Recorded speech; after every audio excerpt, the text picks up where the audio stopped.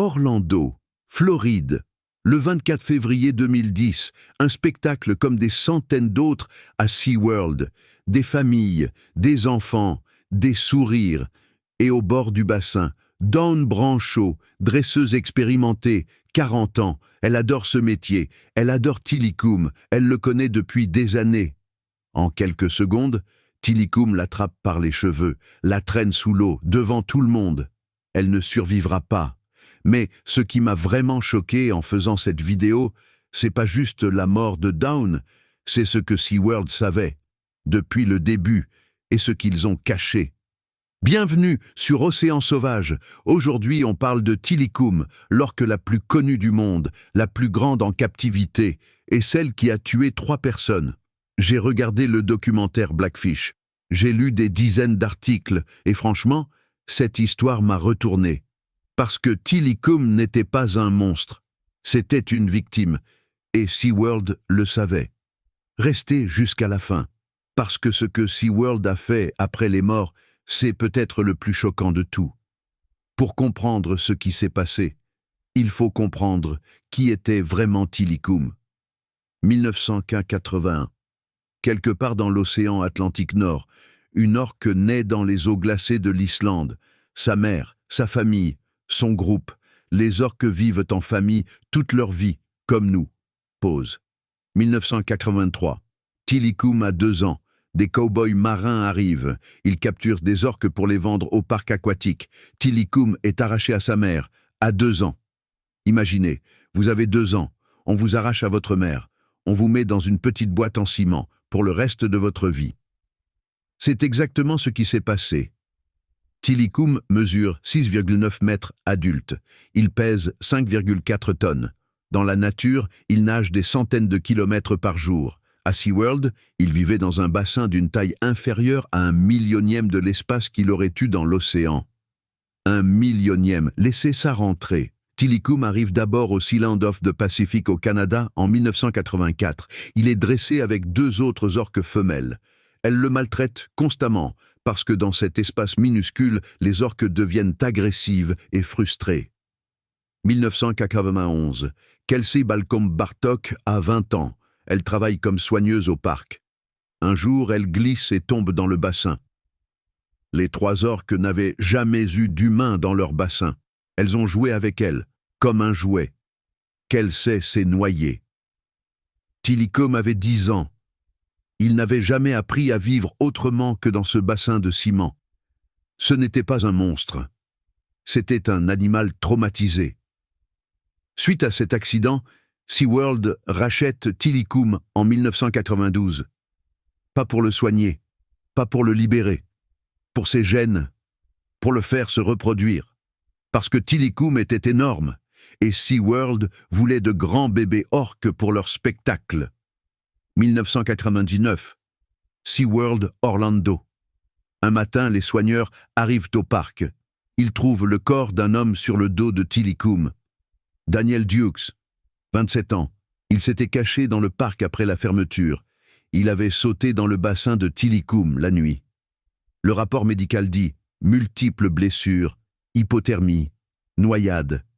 Tilikum l'avait traîné sous l'eau pendant la nuit. SeaWorld a présenté ça comme un accident. Un intrus imprudent, rien de plus. Ton direct. Mais voilà ce qu'ils n'ont pas dit. C'était la 2e mort impliquant Tilikum en 8 ans. Et ils ont continué les spectacles, le lendemain. Et on arrive au moment le plus douloureux de cette histoire. Dawn Brancheau, 40 ans, dresseuse depuis 15 ans, une des meilleures de SeaWorld. Elle aimait les orques plus que tout. Elle avait choisi ce métier par passion. Le 24 février 2010, après un spectacle réussi, Dawn s'allonge au bord du bassin pour caresser Tilikum, un moment de complicité, comme elle l'avait fait des centaines de fois. Tilikum l'attrape par les cheveux, la tire dans l'eau, devant une 50aine de spectateurs, des familles, des enfants. Les autres dresseurs ont tout fait pour la sauver. Ils ont essayé de distraire Tilikum, de le faire lâcher. Rien n'a fonctionné. Dawn Brancheau est morte noyée, avec de multiples traumatismes. Silence, 3 secondes. Elle avait une famille, un mari qui l'attendait, une vie entière devant elle. Et voilà ce que SeaWorld a fait après. Ils ont prétendu que c'était la faute de Dawn, qu'elle avait mis ses cheveux trop près de l'eau, qu'elle avait fait une erreur. Ils ont accusé leur propre dresseuse morte pour protéger leur image. Et là, ça devient vraiment scandaleux, parce que SeaWorld savait, il savait tout.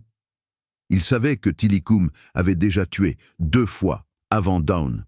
Il savait que les orques en captivité développent des comportements agressifs. La science le prouvait depuis des années. Il savait que la nageoire dorsale de Tilikum était complètement recourbée sur le côté. Dans la nature, ça n'arrive jamais. C'est le signe visible d'un animal sous stress extrême permanent. Il savait que Tilikum se limait les dents sur les barreaux de son bassin la nuit, de douleur, de frustration, de désespoir. Et malgré tout ça, ils l'ont utilisé pour les spectacles, pour la reproduction.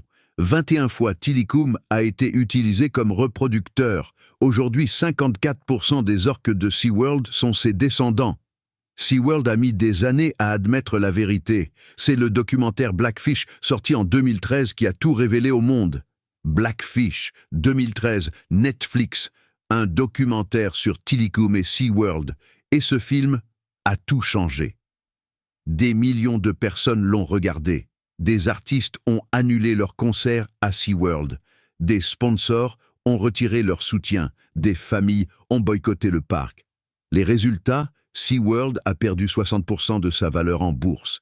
Les entrées ont chuté de 13% la première année, puis encore, et encore. En 2016, sous la pression mondiale, SeaWorld annonce la fin des spectacles d'orques, la fin du programme de reproduction en captivité. Trop tard pour Tilikum. Le 8 mars 2016, SeaWorld annonce que Tilikum est gravement malade, une infection pulmonaire bactérienne résistante aux antibiotiques. Le 6 janvier 2017, Tilikum meurt à 36 ans, à SeaWorld Orlando, entouré de ses dresseurs. Voix douce et mélancolique. Il n'a jamais revu l'océan. Il n'a jamais revu sa mère. Il n'a jamais nagé librement. Toute sa vie, dans un bassin de ciment. Alors qu'est-ce qu'on retient de tout ça? Tilikum n'était pas un monstre. C'était un animal arraché à sa famille, à 2 ans, emprisonné pendant 33 ans, traumatisé, souffrant, désespéré. Les 3 personnes qui sont mortes, elles ne méritaient pas ça non plus. Kelsey avait 20 ans, Dawn avait 40 ans. Elles aimaient les animaux marins. Elles aussi étaient des victimes du système. Ton monte progressivement. La vraie question, c'est: est-ce qu'on a le droit d'arracher un animal sauvage à son océan pour le mettre dans une boîte en ciment pour nous divertir? Moi, je plonge, j'ai mon brevet. Je pars en Égypte bientôt nager avec des requins et des dauphins, et je peux vous dire, voir un dauphin libre dans l'océan, c'est 1000 fois plus beau que de le voir faire des tours dans un bassin. La liberté de ces animaux, c'est leur dignité, et c'est aussi la nôtre. Si cette vidéo vous a touché, likez, partagez, parce que l'histoire de Tilikum mérite d'être connue. Regardez Blackfish, si vous ne l'avez pas encore vu, c'est sur Netflix, ça va vous retourner. Abonnez-vous à Océan Sauvage. Dans quelques mois, je suis avec les requins et les dauphins, en liberté, dans leur océan, comme ils méritent d'y être. Prenez soin de vous et prenez soin des océans. À très vite!